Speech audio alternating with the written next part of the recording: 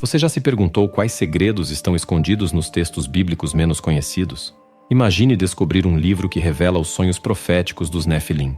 E se eu te disser que existe um evangelho perturbador sobre a infância de Jesus, e que há um livro da Bíblia que aterrorizava Hitler a ponto de ele bani-lo? Que livros polêmicos a Igreja rejeitou, e por que alguns textos antigos foram considerados perigosos demais para serem lidos? Vamos conhecer a história de um homem que engana o diabo, usando nada mais que uma Bíblia.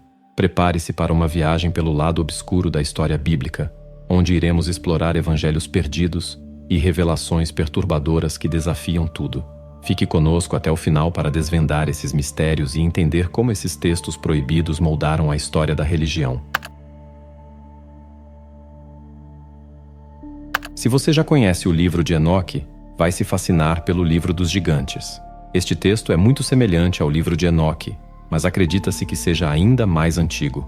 Apenas alguns fragmentos desse antigo manuscrito, escritos em aramaico, foram descobertos entre os manuscritos do Mar Morto, datando de cerca de 2.200 anos atrás. Embora os cristãos o considerem ficção, o livro dos gigantes é classificado como pseudepígrafo, o que significa que não é reconhecido como um texto religioso autêntico. Exceto no maniqueísmo, onde tem um papel diferente, o livro não é visto como inspirado por Deus. Agora, vamos nos aprofundar no conteúdo intrigante deste livro, que se passa em tempos antediluvianos, antes do grande dilúvio bíblico. O livro dos gigantes está repleto de personagens fascinantes, incluindo Enoque e vários gigantes, tornando-se uma peça única de literatura. Enquanto a Bíblia oficial apenas menciona os Nefilim de forma breve, o livro dos gigantes detalha suas atividades em profundidade. Mas até que ponto uma narrativa se torna tão fantasiosa que as pessoas param de acreditar? Anjos, demônios, o diabo e os Nefilim são aceitos pelos fiéis, mas geralmente apenas quando são mencionados de forma passageira. O livro dos gigantes oferece tanto contexto sobre os Nefilim que começa a aparecer um livro de fantasia. Provavelmente, essa é a razão pela qual a Igreja o excluiu do cânon. No livro dos gigantes, parte do conteúdo do livro de Enoque é repetida, proporcionando ainda mais detalhes sobre esses seres enigmáticos. Um grupo de seres angelicais conhecidos como os Vigilantes desceu à Terra e se acasalou com mulheres humanas, dando origem às abominações chamadas Nefilim. Após essa introdução, o livro entra em detalhes ainda mais explícitos. De acordo com o texto, os Nefilim eram monstros que massacravam humanos, destruíam plantas, envenenavam, espalhavam doenças e maltratavam animais. Um dos gigantes, chamado Mahaway, começou a ter visões horríveis do futuro. Muito antes do dilúvio realmente ocorrer, ele previu essas calamidades em seus sonhos, e temendo o que estava por vir, buscou o conselho de Enoque, que aconselhou os gigantes a se arrependerem. Ele também procurou o vigilante Semirraza, um dos anjos que havia tomado uma esposa humana, e disse a ele que se arrependesse, pois o arcanjo Rafael havia começado a notar os atos ilícitos na terra. No entanto, ninguém se arrependeu. Enoque deixou claro que eles tinham mais uma chance de mudar seus caminhos. Tanto os gigantes quanto os vigilantes recusaram. O resto é história. Deus inundou o mundo para se livrar dos ímpios. Como mencionei no início, a maioria das pessoas não acredita que este livro seja a verdade de Deus, mas a religião do maniqueísmo o aceitou como escritura canônica. O maniqueísmo, fundado alguns séculos após Cristo, era uma mistura de cristianismo e zoroastrismo. Seus seguidores acreditavam que o universo era o campo de batalha de duas forças opostas, o bem e o mal.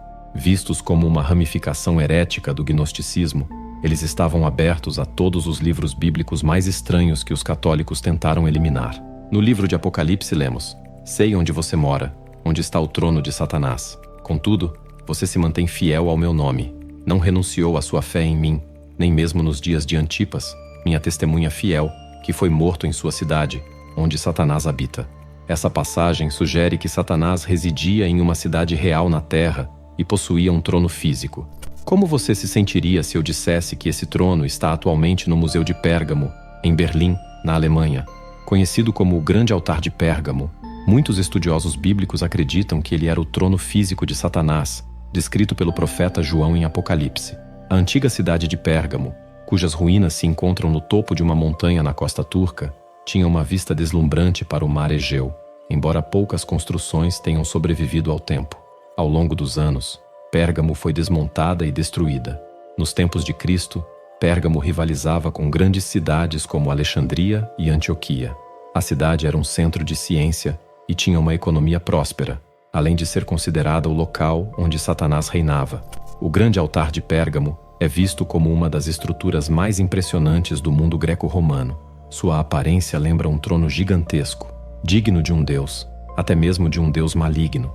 Alguns arqueólogos acreditam que ele fazia parte do templo de Zeus, embora isso nunca tenha sido confirmado. Agora, vamos explorar o que João de Patmos, autor do livro de Apocalipse, dizia sobre Pérgamo. Em suas visões, ele transmitiu mensagens de Cristo ressuscitado para 7 congregações cristãs localizadas na atual Turquia. Nessas mensagens, Cristo elogia os fiéis por manterem sua crença, mesmo vivendo no meio do que ele chama de trono de Satanás. Será que Satanás era uma figura real? Talvez um rei? João via Satanás como um ser vivo e real no final do 1º século depois de Cristo. Antipas, o bispo de Pérgamo, foi martirizado na cidade, tornando-a um lugar de grande maldade aos olhos dos primeiros cristãos. Você sabia que a Bíblia protestante possui 7 livros a menos? No século XVI, durante a Reforma Protestante liderada por Martinho Lutero, a Igreja se dividiu. Os protestantes buscaram retornar ao que consideravam a Bíblia original, alegando que os católicos haviam alterado o texto ao longo dos últimos 2 milênios. Lutero acreditava que esses livros tinham menor precisão histórica, em comparação com o restante das Escrituras, e não os considerava inspirados por Deus. Por isso, ele retirou os livros agora conhecidos como deuterocanônicos: Tobias, Judite, 1º e 2º Macabeus, Sabedoria de Salomão, Eclesiástico e Baruque. Esses livros permanecem nas Bíblias católicas, mas foram excluídos das protestantes. Isso levanta uma questão importante. Quem decidiu quais livros são divinamente inspirados e quais não são? Essa decisão foi tomada pelo Concílio de Roma em 382 d.C., que estabeleceu a primeira lista oficial das escrituras canônicas. Muitos desses livros foram escritos em grego e faziam parte da Septuaginta, a mais antiga tradução grega conhecida da Bíblia hebraica. Os autores do Novo Testamento usaram a Septuaginta como referência para compor seus textos. Pode parecer confuso, então vou esclarecer um pouco mais sobre a Septuaginta antes de falar sobre um certo papa. De acordo com a tradição, a Septuaginta foi escrita a pedido do faraó Ptolomeu, segundo Filadelfo do Egito, no século III a.C. Ele era filho do general de Alexandre o Grande, Ptolomeu, e ancestral de Cleópatra. Ptolomeu II teria contratado 72 tradutores hebreus, 6 de cada uma das 12 tribos de Israel, para realizar a tradução, resultando na criação da Septuaginta. 600 anos depois, o Papa Damaso I presidiu o Concílio de Roma e teve a palavra final sobre quais livros seriam incluídos na Bíblia Vulgata. Esse foi um momento crucial na história, pois a seleção dos livros bíblicos foi estabelecida para o próximo milênio, permanecendo inalterada até que os protestantes removeram os 7 livros mencionados. Espero que isso tenha esclarecido um pouco mais sobre a diferença entre as Bíblias católica e protestante e o processo histórico que levou a essa distinção. Há um livro da Bíblia que aterrorizava Hitler mais do que qualquer outro. Esse livro era tão amedrontador para Hitler e os nazistas que eles decidiram bani-lo. Esse livro é o livro de Esther. Ele é um dos livros mais intrigantes do Antigo Testamento, principalmente porque em nenhum momento menciona Deus. Se Deus não é mencionado, então qual é o tema central do livro? O livro de Esther narra uma história que se passa 100 anos após os babilônios terem exilado os israelitas de sua terra natal. Nesse período, alguns judeus já tinham retornado a Jerusalém, mas muitos ainda viviam no Império Persa. O foco do livro de Esther está em uma comunidade de judeus na capital, Susa, por volta do século IV a.C. Os personagens principais são Mordecai e sua sobrinha, Esther. O antagonista da história é Haman, um oficial persa cruel. A trama inicia com o rei persa promovendo uma grandiosa festa que durou 187 dias. No último dia do banquete, embriagado, o rei ordena que sua esposa, Vasti, mostre sua beleza aos convidados. Ela se recusa, e então o rei decide organizar um concurso de beleza para encontrar uma nova rainha, mais obediente. É nesse ponto que Esther entra em cena. Escondendo sua identidade judaica, ela se apresenta como persa e vence o concurso de beleza. Assim, Esther se torna a nova rainha da Pérsia. Mais adiante, Haman, um agagita descendente dos antigos cananeus, é promovido pelo rei à posição de oficial mais alta possível. Eventualmente, Hamã descobre que Mordecai é judeu e convence o rei a ordenar a exterminação de todos os judeus. No entanto, o rei ainda não sabe que sua esposa, a rainha, também é judia e parente de Mordecai. A história se desenrola com muita traição e astúcia. Ester, ao revelar ao rei sua verdadeira identidade judaica e a trama de Hamã, consegue que Hamã seja empalado em uma estaca. Ela então organiza uma revolta. O povo judeu em Susa se levanta contra seus perseguidores persas e derrota todos aqueles que conspiraram contra eles. Em essência, a história é sobre um homem no poder que tentou exterminar os judeus, apenas para ver os judeus se levantarem e destruírem-no. É fácil entender por que Hitler se sentia tão desconfortável com essa história. Já em 1935, as pessoas estavam comparando Hitler a Haman na narrativa bíblica. O proto-evangelho de Tiago é categorizado como um evangelho da infância. Você consegue adivinhar por quê? Exatamente, porque ele narra eventos da vida de Jesus enquanto ainda era um bebê.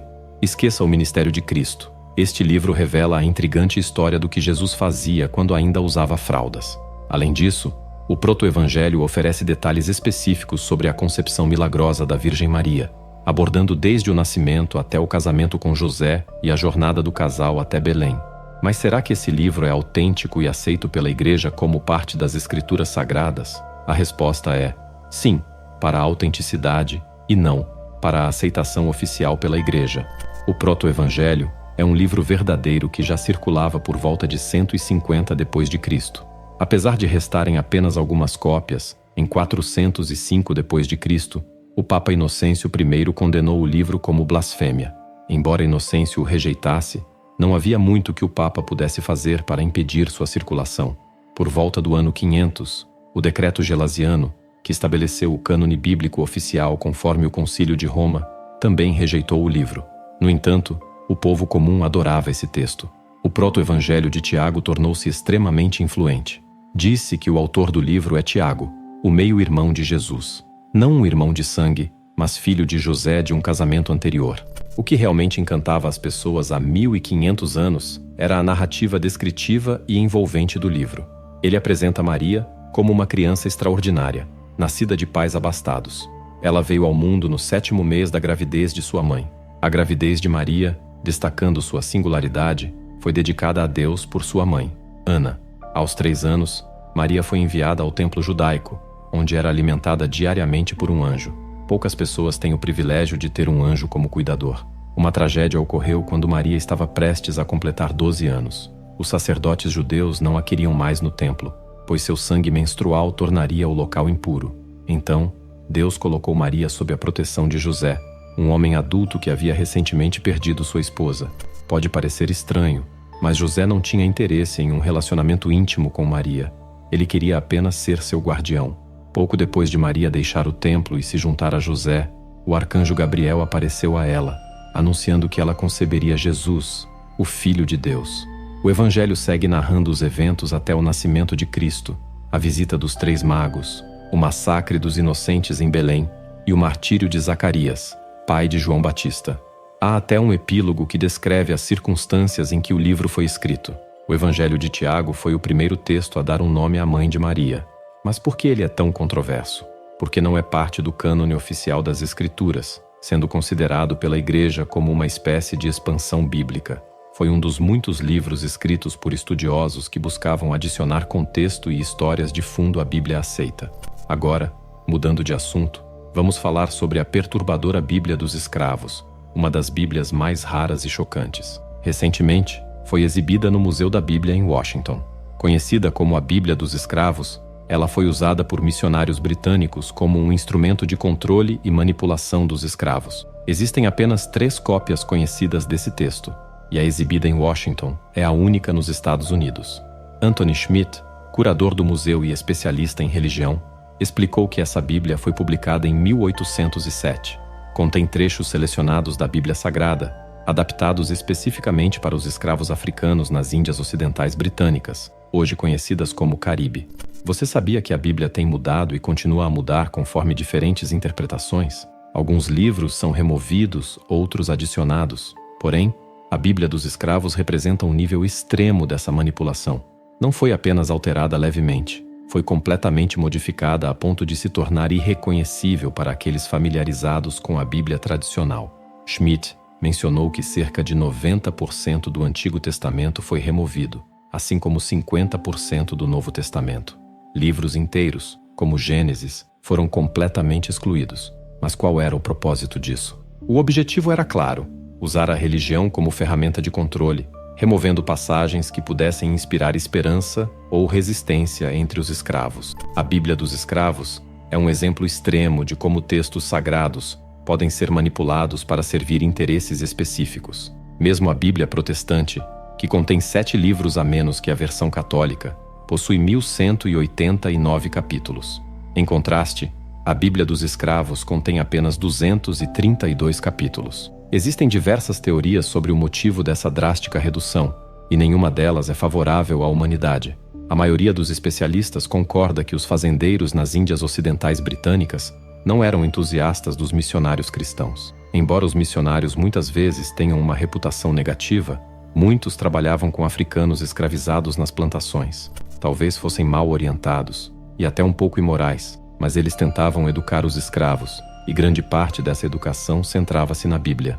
Os donos de plantações odiavam essa prática devido a certas histórias bíblicas. Eles temiam que os escravos lessem sobre como Moisés liderou os israelitas para fora do Egito, onde eles também eram escravos. Para os plantadores, a Bíblia representava um risco para seus negócios, pois poderia inspirar os escravos a se rebelarem, assim como os israelitas fizeram. Os proprietários de plantações não podiam impedir que os missionários educassem os africanos, já que os missionários se apresentavam como bons cristãos. Então, criaram um plano para modificar a Bíblia.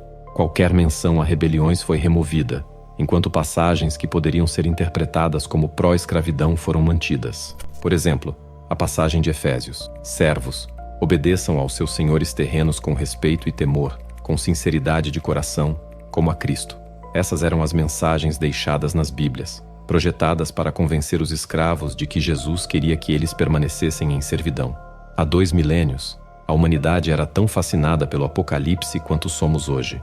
Um excelente exemplo dessa fascinação sombria é o livro bíblico O Apocalipse de Pedro, também conhecido como A Revelação de Pedro. Esta obra de literatura apocalíptica, extremamente popular no século II depois de Cristo, acabou sendo esquecida pela humanidade por 1500 anos. O autor do livro alega ser Pedro, o discípulo de Jesus e o primeiro Papa. No entanto, estudiosos acreditam que o texto foi escrito por alguém que se passava por Pedro, aproximadamente 100 anos após sua morte. O livro é apresentado como uma visão concedida a Pedro por Jesus, onde ele testemunha tanto o céu quanto o inferno. As descrições gráficas, e muitas vezes perturbadoras de ambos os lugares, são especialmente vívidas ao retratar o inferno, com detalhamentos minuciosos dos castigos e torturas infligidos aos pecadores. A popularidade desse livro nos faz refletir sobre a natureza humana e nossa obsessão por temas grotescos e sangrentos. Pedro descreve blasfemadores sendo pendurados pela língua, uma punição que parece mais severa do que a forca tradicional. Algumas almas são lançadas em um lago de fogo, enquanto mulheres que se vestem de maneira sedutora são penduradas pelos cabelos sobre um pântano fervente. Os homens que se envolvem com essas mulheres são pendurados pelos pés sobre o mesmo pântano horrível. E não para por aí. Assassinos são lançados em um poço de cobras venenosas, onde são mordidos enquanto os espíritos de suas vítimas os observam. Mulheres que abortam seus bebês são forçadas a sentar em sujeira e lixo até o pescoço, enquanto seus fetos abortados disparam fogo pelos olhos para castigá-las. É surpreendente que isso tenha sido escrito há quase 2000 anos, e ainda há mais. Pedro relata que perseguidores dos justos são lançados na escuridão, espancados por espíritos e devorados por vermes. Aqueles que dão falso testemunho mastigam suas próprias línguas enquanto suas bocas se enchem de chamas. Finalmente, aqueles que se deitam com pessoas do mesmo sexo são jogados de um penhasco repetidamente, escalando apenas para serem jogados novamente. No entanto, o livro também descreve o céu. Jesus mostra a Pedro um vislumbre daqueles que passaram para o outro mundo, onde ele vê pessoas com corpos brancos como neve e flores entrelaçadas nos cabelos, parecendo um arco-íris. A terra floresce com frutos e especiarias, e as pessoas vestem roupas feitas de luz, parecendo anjos em constante celebração. O livro também aborda o fim dos tempos. Jesus avisa sobre um falso profeta que comandará bestas selvagens e aves de rapina.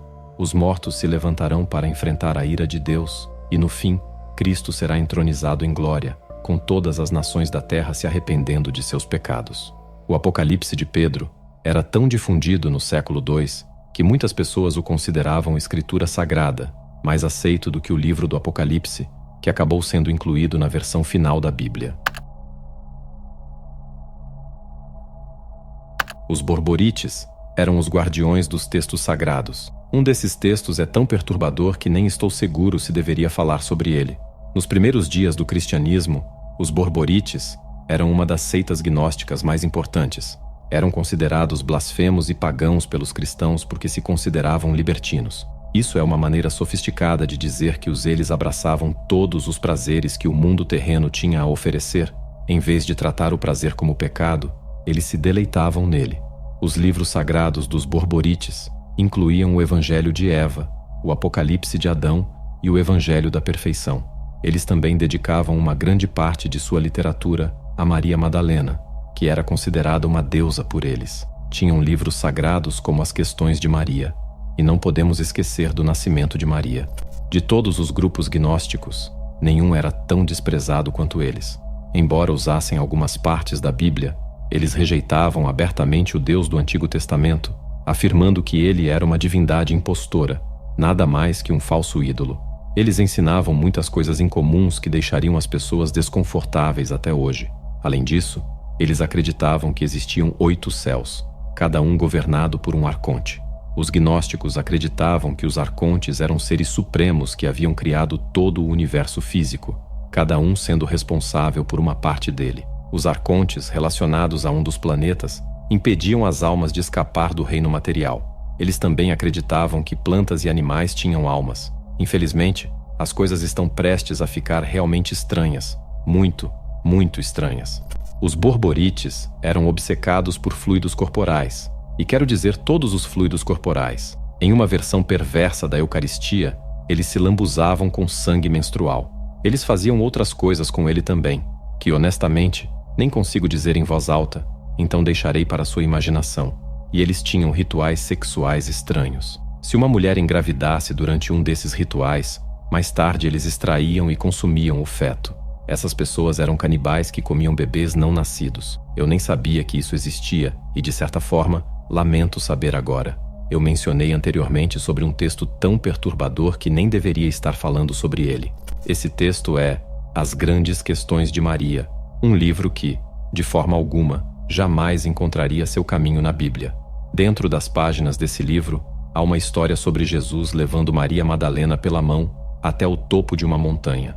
Quando chegaram ao topo da montanha, eles não se sentaram para fazer um piquenique cênico. Jesus magicamente puxou uma mulher aleatória de seu lado, como um canguru pode puxar um bebê de sua bolsa.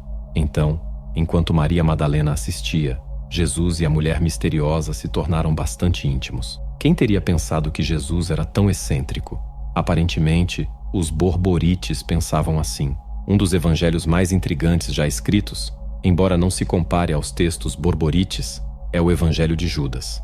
A leitura deste antigo manuscrito pode transformar sua visão do cristianismo. Os primeiros líderes da igreja estavam cientes da diversidade dos povos europeus. Nos primeiros 200 anos após a morte de Cristo, surgiram numerosos grupos cristãos, o que começou a criar problemas. Já se ouviu falar de alguns dos grupos gnósticos mais controversos e da literatura apocalíptica que circulava naquela época. Com uma abundância de livros e facções, o cristianismo se dividiu em dezenas de correntes. Isso foi um dos principais motivos para a necessidade de criar uma Bíblia unificada. Levou alguns séculos para que os líderes da igreja chegassem a um consenso sobre quais textos melhor uniriam seus seguidores. Um dos textos excluídos foi o Evangelho de Judas. Este evangelho, mesmo nos dias de hoje, poderia abalar completamente os fundamentos da igreja. Escrito por um autor desconhecido por volta do ano 150, sua mensagem foi considerada tão chocante que a igreja o declarou herético. Existe apenas uma cópia sobrevivente, que nem é a original. É uma reprodução do século IV d.C., descoberta em uma caverna no Egito na década de 1970. Em 2006, a National Geographic Society traduziu o Evangelho de Judas para o inglês, um trabalho árduo realizado por Marvin Meyer e Goddard. As descobertas foram surpreendentes. O Evangelho retrata Judas não como um traidor, mas como o discípulo favorito e mais confiável de Jesus, que agiu conforme o pedido de Cristo. Durante séculos, os cristãos viram Judas como uma figura do mal, motivado pela ganância e pelo diabo. Contudo, este Evangelho transforma essa visão, apresentando Judas como um dos amigos mais próximos de Jesus. Ele revela que Jesus compartilhou os mistérios mais profundos do universo apenas com Judas. Mas seria isso verdade? Pode um texto de quase 2000 anos mudar a percepção cristã sobre Judas? Outra diferença crucial na história de Judas apresentada neste evangelho que vale a pena conhecer é a maneira de sua morte. A Bíblia oficial narra que, após trair Jesus, Judas se envergonhou, devolveu as 30 moedas de prata e se enforcou. Seu corpo ficou pendurado até cair e se romper, numa cena repugnante. Já no evangelho de Judas, sua morte é descrita de forma totalmente diferente. O texto afirma que os discípulos, furiosos com a traição, mataram Judas. Incapazes de compreender o plano maior de Cristo, os 11 discípulos formaram uma turba enfurecida e apedrejaram Judas até a morte, fazendo dele o primeiro mártir cristão. Agora veja estas imagens. Aparentemente uma comum casa vermelha, localizada na cidade de Tarso, na Turquia, foi palco de uma das escavações mais misteriosas já realizadas. No meio da noite, caminhões, escavadeiras e operários invadiram a propriedade, acompanhados por guardas armados que impediam a entrada de qualquer pessoa. Os vizinhos estavam perplexos, sem a menor ideia do que estava acontecendo. A operação, envolta em absoluto segredo, durou cerca de 1 ano. Quando a escavação terminou, todos partiram sem deixar vestígios. Ninguém sabe ao certo o que encontraram, o que procuravam ou quem estava por trás da operação. No entanto, uma teoria intrigante sugere a participação do Vaticano e a busca por um livro muito especial. A misteriosa escavação aconteceu em um subúrbio de Tarso, uma cidade com uma história de 10.000 anos de ocupação contínua. A pequena Casa Vermelha está situada próxima às ruínas de Donas, onde existia um templo de Mitra no século II a.C. Além disso, Tarso é conhecida como o local de nascimento de São Paulo. Em 2008, o Papa Bento XVI e um grupo de oficiais do Vaticano visitaram Tarso para celebrar a vida de São Paulo, conhecido como o 13º apóstolo, não oficial, e uma das figuras mais importantes da história do cristianismo. São Paulo dedicou sua vida a difundir os ensinamentos de Cristo e fez grandes contribuições ao Novo Testamento, escrevendo 14 dos 27 livros. Sua influência foi tão significativa que ele moldou os fundamentos da Igreja. A lenda diz que Paulo reuniu seus escritos com os evangelhos de Mateus, Marcos, Lucas e João, criando a primeira versão do Novo Testamento. Este manuscrito, conhecido hoje como a Bíblia de São Paulo, é considerado um artefato de imensa importância, representando a primeira Bíblia que não poderia ser contestada. A questão intrigante é: o que essa Bíblia diria? Quanto diferiria da versão atual? É possível que o Vaticano tenha conhecimento do conteúdo deste livro. A teoria sugere que o Vaticano estava por trás da escavação secreta na Casa Vermelha, em Tarso, procurando pela Bíblia original que São Paulo teria escondido em sua cidade natal. No entanto, mesmo que esse boato seja verdadeiro, é improvável que o Vaticano algum dia confirme.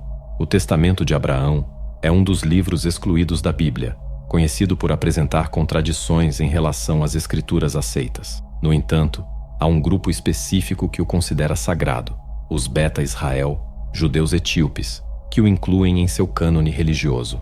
Mas sobre o que exatamente trata esse livro? Ele aborda a resistência de Abraão em aceitar a morte, algo com o qual muitos de nós podemos nos identificar. Deus envia o anjo Miguel para informar Abraão sobre sua morte iminente.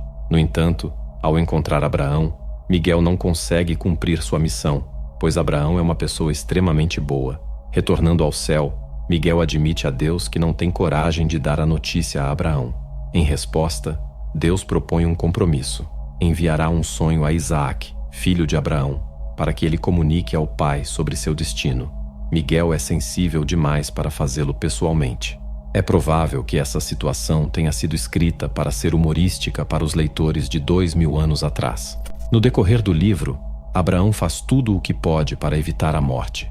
Ele discute com a morte, ora a Deus para mantê-la afastada, mas, inevitavelmente, Abraão não consegue escapar de seu destino.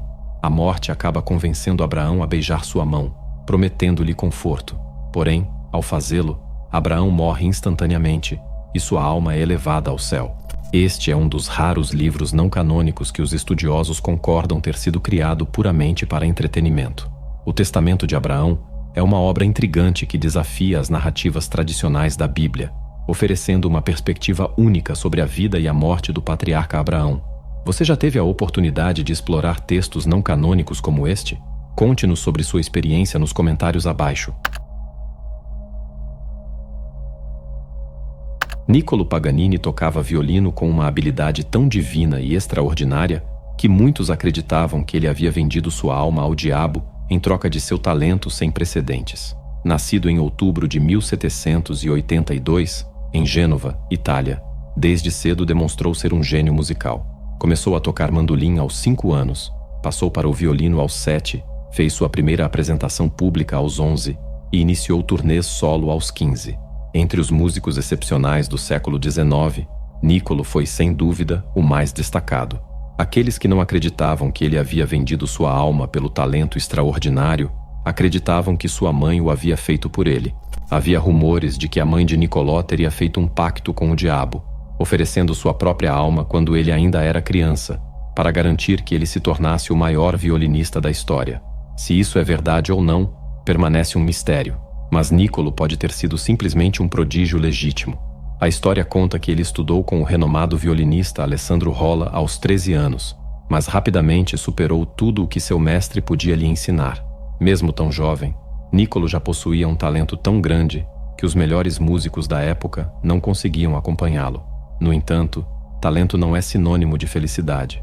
Pouco depois de iniciar sua carreira como adolescente, Niccolò sofreu um colapso mental. Tornou-se um alcoólatra furioso, mulherengo e jogador compulsivo. Havia rumores sinistros de que ele teria enlouquecido, a ponto de desventrar uma mulher e usar seus intestinos como cordas de violino, aprisionando a alma dela em seu instrumento, de modo que as pessoas pudessem ouvir seus gritos quando ele tocava em público. Agora seguimos para outra história. Em 1589, o rei James VI da Escócia estava prestes a se casar com a princesa Anne da Dinamarca. No entanto, durante a viagem dela para a Escócia, Anne foi atrasada por tempestades violentas. Forçada a aguardar na Noruega, a causa dessas tempestades foi rapidamente atribuída a um grupo de bruxas malévolas que, supostamente, queriam impedir o casamento. Embora nunca tenha sido encontrada qualquer prova concreta, o rei James ficou tão irritado com o atraso que, tanto na Dinamarca quanto na Escócia, ordenou caças às bruxas para erradicar essa praga demoníaca. O mais infame desses eventos ficou conhecido como os Julgamentos das Bruxas de North Berwick. O próprio rei James supervisionou os julgamentos e até participou das torturas. Entre os acusados estava John Fenn, denunciado por Giles Duncan, que confessou a prática de bruxaria após ser brutalmente torturado. John foi submetido a torturas tão severas que quase morreu, mas nunca confessou nada até que encontraram um par de agulhas de pinheiro debaixo de sua língua. Essas agulhas seriam parte de um feitiço destinado a impedir que uma bruxa confessasse sob tortura. Após a remoção das agulhas, John supostamente confessou ter vendido sua alma ao diabo para obter poderes sobrenaturais, incluindo a habilidade de enfeitiçar homens e fazê-los enlouquecer. Curiosamente, também alegaram que John havia seduzido uma vaca, que foi vista seguindo-o por toda parte. Por esses terríveis crimes, John Fenn foi condenado à morte, após novamente sofrer brutais torturas. Jonathan Faustus foi um ocultista alemão do século XV, conhecido por ser a origem da expressão Faustian Bargain, que significa fazer um pacto com o diabo em troca da própria alma. Nascido em 1466 ou 1480 d.C., sua data de nascimento exata é incerta. Sua primeira aparição nos registros históricos ocorreu em 1506 d.C., quando foi flagrado realizando truques de mágica e lendo horóscopos em Gelnhausen. Nos 30 anos seguintes, Jonathan foi registrado em várias cidades da Alemanha, onde atuou como médico, doutor em filosofia, astrólogo e alquimista. Frequentemente, ele era acusado de fraude e expulso das cidades. A igreja o denunciava publicamente como blasfemo, herege, e afirmava que ele havia vendido sua alma ao diabo. Faustus morreu em 1540 ou 1541 d.C., embora a data exata seja incerta. Sua morte foi atribuída a uma explosão resultante de um experimento mal sucedido. Seu corpo foi encontrado mutilado, e muitos acreditavam que Satanás estava por trás disso, vindo buscar a alma dele e o despedaçando. Durante sua vida, ele era amplamente suspeito de ter um conhecimento oculto incomum, que muitos atribuíam a uma sabedoria secreta sussurrada em seu ouvido pelo próprio diabo. No entanto, foi somente mais de 100 anos após sua morte que o escritor Johann Spies escreveu sobre o Dr. Johann Faustus, perpetuando sua lenda.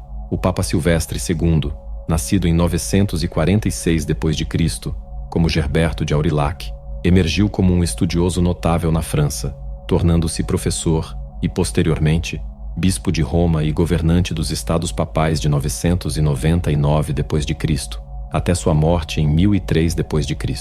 Durante seu mandato, ele promoveu significativos avanços, como o incentivo ao estudo da aritmética e da matemática.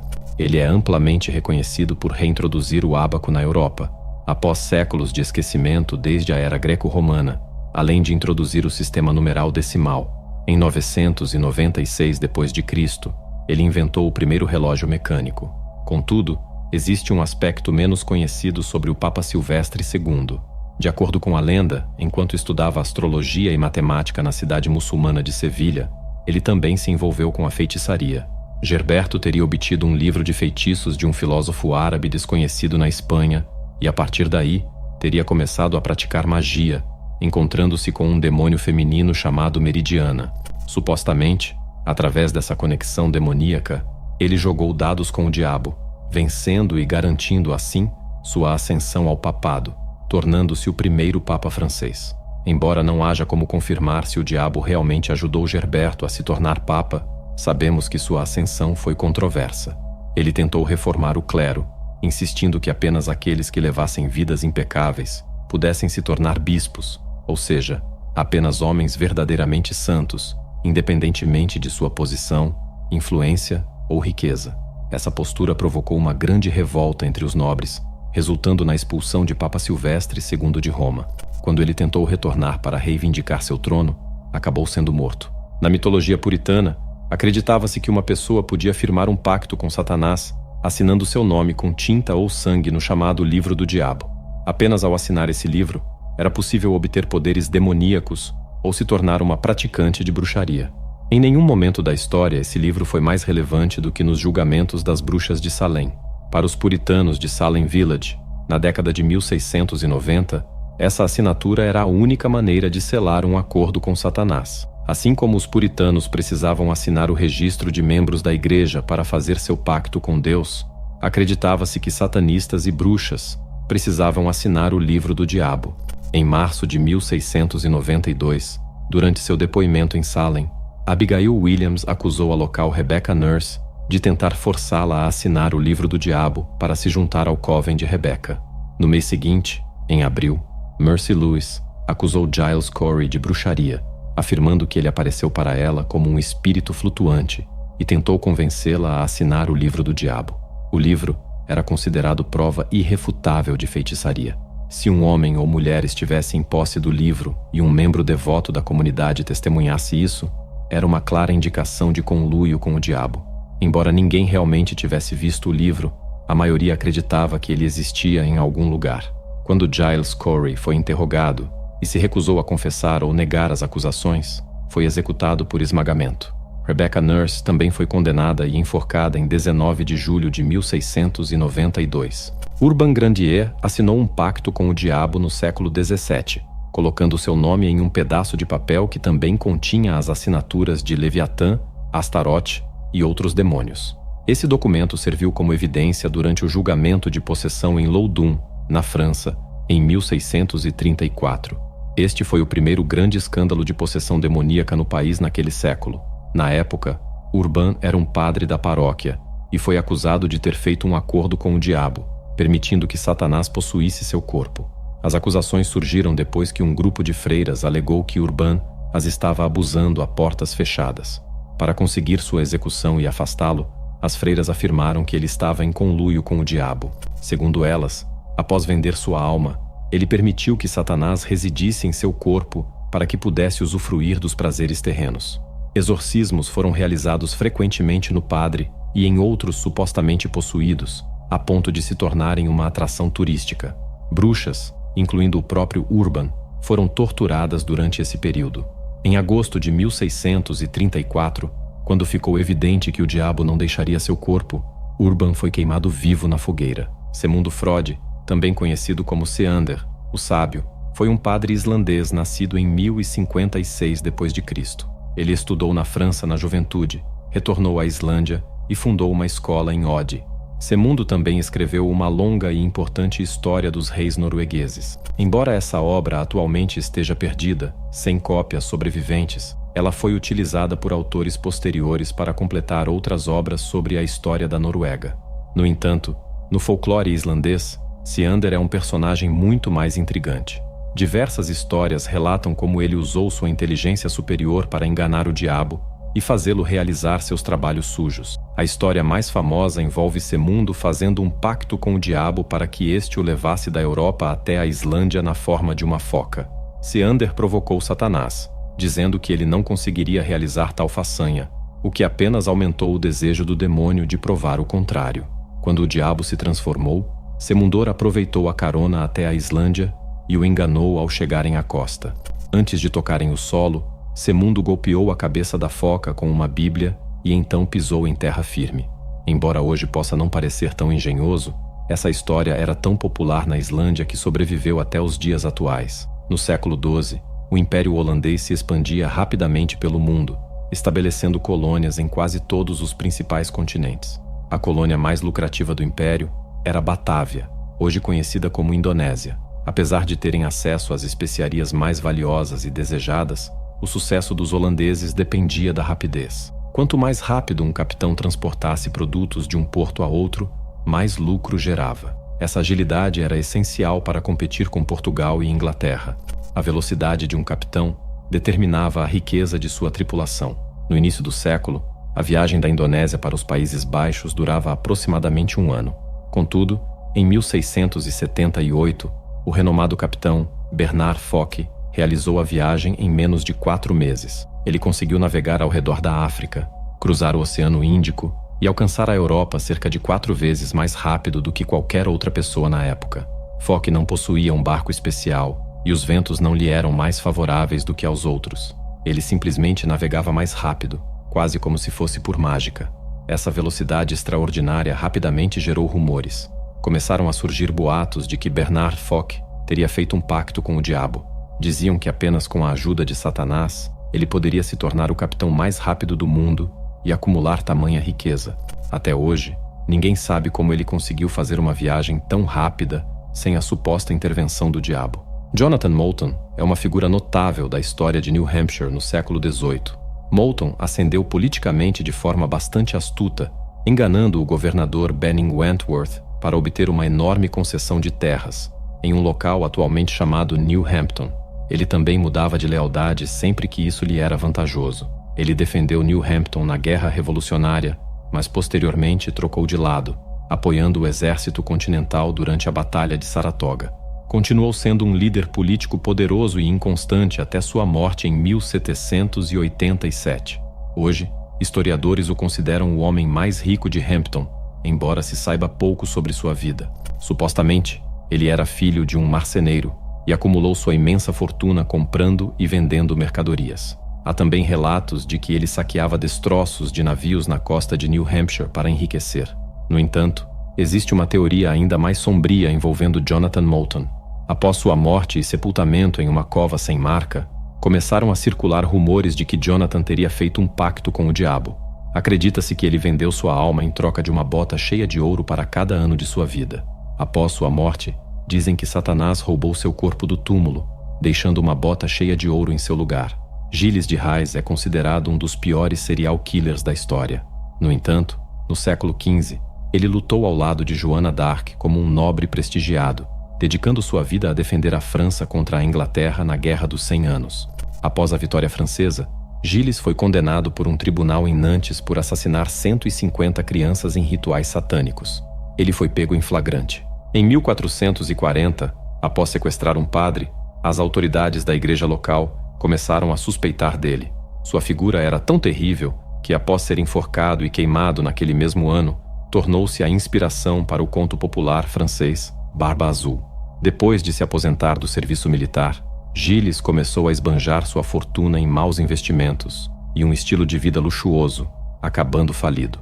Desesperado para recuperar sua riqueza, ele se voltou para as artes negras. Associando-se a feiticeiros e envolvido em rituais, Gilles buscava um pacto com Satanás ou qualquer força demoníaca que o ouvisse, sacrificando e desmembrando crianças para invocar o diabo.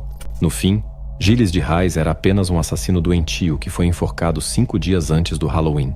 O número oficial de suas vítimas é 150, mas alguns historiadores acreditam que pode ter chegado a 600. Qual dessas histórias envolvendo pactos com o diabo você considera a mais intrigante ou assustadora? Agora imagine se você fosse confrontado com a mesma escolha que essas figuras históricas. O que o diabo teria que oferecer a você para que entregasse sua alma? Compartilhe sua opinião nos comentários. O demônio Pazuzu é amplamente considerado um dos mais antigos demônios conhecidos na história. Originalmente, ele era um deus assírio-babilônico, adorado aproximadamente entre o ano 1000 a.C. e 1 a.C. No épico de Gilgamesh, Pazuzu é notável como filho do rei dos demônios do submundo, Rambi, e irmão de Humbaba, que foi morto pelos heróis. Como um demônio do submundo, Pazuzu era conhecido como mestre dos ventos e trazia fome durante a estação seca. Durante a estação chuvosa, ele provocava tempestades violentas e enviava pragas de gafanhotos para devastar as colheitas. Apesar de sua natureza destrutiva, Pazuzu também era visto como uma defesa contra as forças que ele próprio comandava, uma verdadeira faca de 2 gumes. Ele criava tempestades, mas era o único capaz de cessá-las. Enviava pragas, e era o único que poderia dissipá-las. Essa dualidade era uma crença comum sobre demônios no mundo antigo, antes do cristianismo. Similarmente, os egípcios viam os demônios tanto como causadores de destruição quanto como protetores contra ela. Orações eram dirigidas a Pazuzu como uma forma de apaziguá-lo e evitar que ele trouxesse calamidades. Atualmente, Pazuzu é provavelmente o único demônio da antiga Mesopotâmia que é amplamente conhecido pelo público. Ele foi retratado como o demônio que possui a menina no filme O Exorcista, de 1973. Embora no filme Pazuzu seja diretamente associado às forças do cristianismo, ele existia muito antes do diabo cristão se tornar a principal personificação do mal no mundo. O arcanjo Gabriel é amplamente reconhecido como um dos mais importantes e confiáveis mensageiros de Deus. Conhecido como o anjo da revelação, Gabriel é frequentemente escolhido por Deus para transmitir mensagens cruciais ou realizar tarefas desafiadoras em várias tradições religiosas. Além de seu papel como mensageiro, ele é também visto como um guardião e protetor, frequentemente retratado como um anjo guerreiro, empunhando uma espada, combatendo criaturas malignas e demônios. Gabriel é singular por ocupar um lugar de destaque em todas as religiões abraâmicas. Ele revelou o Alcorão ao profeta Maomé e é mencionado no livro de Daniel, no Novo Testamento, na Bíblia hebraica e no Talmud judaico. Em diferentes religiões, Gabriel tem a responsabilidade vital de anunciar a vontade de Deus aos mais importantes profetas. Ele aparece para figuras como Moisés, Jesus e Maomé, tornando-se um símbolo de Deus e a personificação de sua palavra. Gabriel é o anjo que se manifesta aos fundadores das 3 principais religiões abraâmicas: cristianismo, islamismo e judaísmo. No cristianismo, ele desempenha diversos papéis significativos. Ele visita Maria para anunciar que ela dará à luz o Filho de Deus, e no livro do Apocalipse, é Gabriel quem toca a trombeta para sinalizar a chegada do dia do julgamento. No catolicismo moderno, São Gabriel Arcanjo é considerado o padroeiro das comunicações e é celebrado com um dia festivo em 20 de setembro. A história dele varia conforme nos afastamos dos textos originais. Na teologia dos santos dos últimos dias, Gabriel é identificado como Noé, que após sua morte, foi ressuscitado para se tornar o anjo Gabriel. Isso implica que todos os descendentes de Noé são vistos como tendo ascendência angélica. Beelzebu, tanto na demonologia quanto no cristianismo, é uma figura extremamente complexa. Um dos maiores desafios é a discrepância entre os escritos originais das primeiras versões da Bíblia e as inúmeras adaptações subsequentes. Comumente, Beelzebu é usado como um sinônimo para Satanás. Contudo, na demonologia moderna, ele é classificado como um dos 7 príncipes do inferno. Curiosamente, A maioria dos demônios conhecidos hoje foram desenvolvidos nos últimos 2000 anos para enriquecer a doutrina cristã. Demônios notórios como Belzebu e Asmodeus, por exemplo, não são mencionados na Bíblia. A origem dele está enraizada na história de antigas civilizações, e não na Bíblia. Originalmente, Belzebu significava Senhor das Moscas, e na literatura hebraica, o nome pode ser traduzido como Senhor da Imundície ou Senhor do Esterco. Representações antigas o retratam como uma mosca ou inseto, levando estudiosos a acreditar que ele era considerado um deus relacionado à sujeira e impureza. Na tradição cristã, ele ocupa uma posição elevada na hierarquia infernal. O ocultista do século XI, Johann Weyer, sugeriu que Belzebu liderou uma revolta contra o diabo e servia como tenente-chefe de Lúcifer. Johann Weyer, um médico e demonologista, é uma figura fascinante. Ele foi um dos primeiros a publicar obras contra a perseguição de bruxas. No Antigo Testamento, Belzebu é retratado como um falso deus, sendo o patrono da cidade filisteia de Ecrom. Ele provavelmente era o deus Baal, mas seu nome foi distorcido ao longo dos anos até se tornar sinônimo de Satanás no Novo Testamento. O anjo do abismo, Abaddon, é uma figura rara mencionada no Novo Testamento, especificamente no livro do Apocalipse. Seu nome, também conhecido como Apollyon, significa destruição. Embora algumas pessoas associem Abaddon a Satanás, ele nunca é descrito como o diabo. Ele é o Senhor do abismo e será o responsável pela praga de gafanhotos que atormentará a humanidade no fim dos tempos. A interpretação de Abaddon pode variar conforme a escritura religiosa. Na Bíblia hebraica, ele não é um anjo ou demônio, mas simplesmente um poço sem fundo, repleto de almas dos mortos. Já no livro do Apocalipse, Abaddon é o líder do exército de gafanhotos, um anjo convocado por Deus após a abertura do 5º selo e o toque da 5ª trombeta. Abaddon abre o poço do abismo, liberando os gafanhotos que atormentarão aqueles que não acreditam em Deus. Esses gafanhotos são descritos como criaturas apocalípticas, parecidas com cavalos com rostos humanos, dentes de leão, longos cabelos e caudas de escorpião. Esses gafanhotos apocalípticos, com caudas de escorpião e ferrões venenosos, são criaturas aterrorizantes que surgirão nos últimos dias. O interessante sobre Abaddon é a dualidade de interpretações. Enquanto alguns o veem como um demônio, outros o consideram um anjo. No entanto, o simbolismo no Apocalipse é claro. Abaddon, apesar de seu papel terrível e de viver em um abismo sombrio, é um anjo de Deus, não de Satanás. Ele é um emissário divino, incumbido de ajudar a trazer o fim de todas as coisas. Astaroth, um dos mais elevados demônios no mundo da demonologia, faz parte da trindade profana, junto com Lúcifer e Belzebu. No Novo Testamento, não encontramos menção a este demônio obscuro. Muitos historiadores acreditam que Astaroth tem suas origens na deusa fenícia Astarte, venerada como a deusa do amor, guerra e justiça. O culto a Astarte era provavelmente muito influente durante os tempos dos cananeus, quando os primeiros capítulos do Antigo Testamento foram escritos. Na Bíblia hebraica, encontramos menção a um lugar chamado Ashtarote.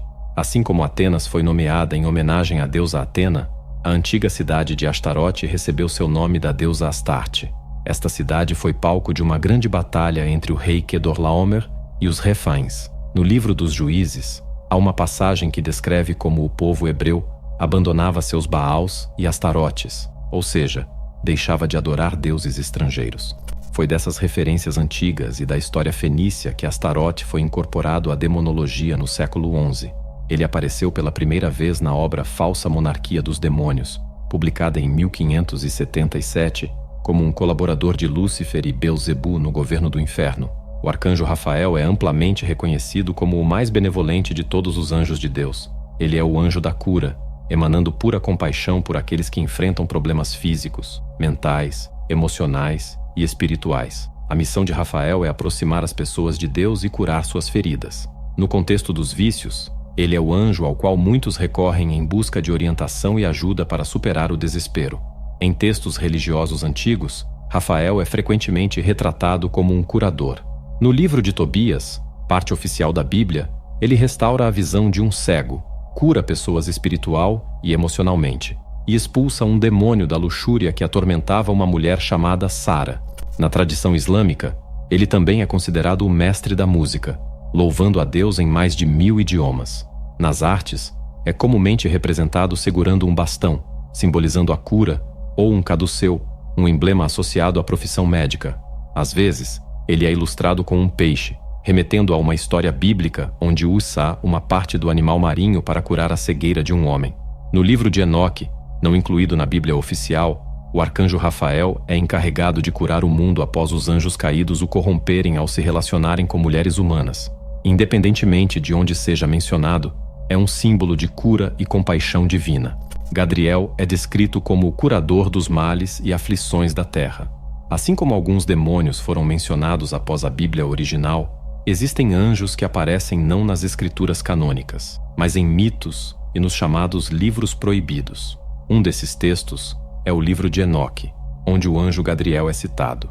Seu nome não aparece na Bíblia oficial, mas apenas nesses textos marginais. Um dos principais temas do livro de Enoque é a demonologia e a origem dos Nefilim, mencionados pela primeira vez em Gênesis. De acordo com este livro, Gadriel era um dos 200 vigilantes angélicos, ou Gregori, que se rebelaram ao lado de Satanás contra Deus. Ele foi um dos líderes desses anjos rebeldes e um dos primeiros a ter relações com mulheres humanas, tornando-se um dos progenitores dos Nefilim, os gigantes abomináveis que viveram na era antediluviana. Esses Nefilim eram tão terríveis que Deus decidiu purificar a terra com o grande dilúvio. No livro dos Reis, Adrameleque é brevemente mencionado como um deus semítico, adorado pelos habitantes de Sefarvaim, uma cidade capturada por Sargão II, rei da Síria. Na Bíblia, os cidadãos dessa cidade são descritos como pagãos que adoravam um falso deus, a quem faziam sacrifícios sanguinários. Eles queimavam seus filhos vivos como ofertas a Adrameleque, seu brutal deus.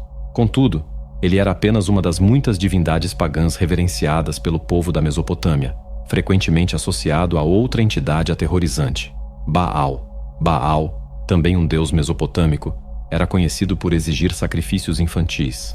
Com o passar dos anos, tanto Baal quanto Adrameleque foram transformados de poderosos deuses adorados na Mesopotâmia em demônios no inferno.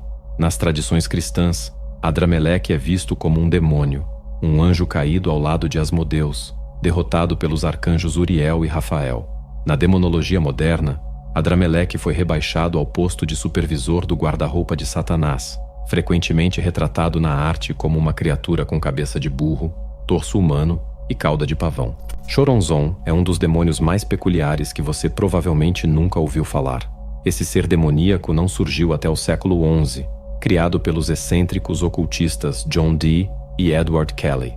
Dee afirmava que todo o seu conhecimento místico lhe fora transmitido por anjos em uma visão. Ele também é acreditado como o criador da magia enoquiana. Figura de destaque no século XI, Dee não era apenas matemático e astrônomo, mas também alquimista e fervoroso adepto do ocultismo. Como conselheiro de Elizabeth I, ele dedicou a maior parte de seu tempo ao estudo de antigos textos mágicos e à prática da adivinhação. Choronzon, conhecido como o demônio do caos, foi mencionado pela primeira vez nos escritos enigmáticos de Dee. No entanto, ele não se tornaria uma presença verdadeiramente ameaçadora até o século XX, com Aleister Crowley. Como muitos sabem, Crowley foi considerado o homem mais perverso do mundo naquela época, enquanto fundava a controversa religião Telema. Crowley teve um impacto significativo na Inglaterra até sua morte em 1947, sendo notório por suas tentativas extravagantes de invocar demônios e trazer o diabo do inferno. Um de seus demônios favoritos era Choronzon, o habitante do abismo. Disse que este demônio era o último obstáculo entre uma pessoa e sua iluminação. Para um adepto de Telema alcançar a iluminação, era necessário enfrentar e superar o caos do abismo de Choronzon e emergir ileso.